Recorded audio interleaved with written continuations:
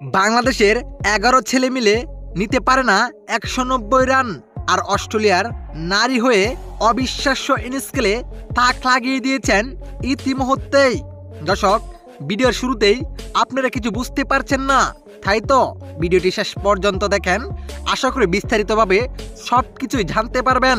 দর্শক, আজ নারী বিশ্বকাপে খেলতে নেমেছিল ভারত ও অস্ট্রেলিয়া। দর্শক, ভারত যত শক্তিশালী হোক ছেলেরা বা মেয়েরা, অস্ট্রেলিয়ার কাছে তারা রীতিমতোই পুচকে দল, যেটা আজ ঘটেছে।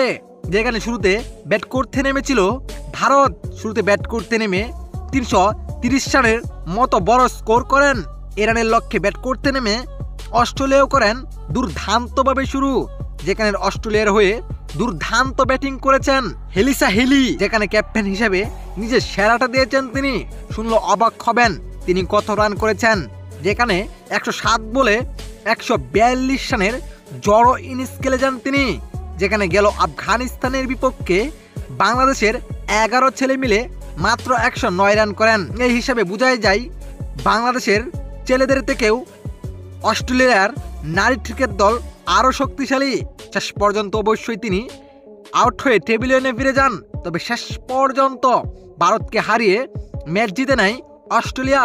দর্শক, আপনার কাছে কি মনে হয়, অস্ট্রেলিয়া নারীদের সাথে যদি বাংলাদেশের ছেলেদের খেলা পালানো হয়, তাহলে বাংলাদেশ জিতবে নাকি অস্ট্রেলিয়ার নারীরা জিতবে?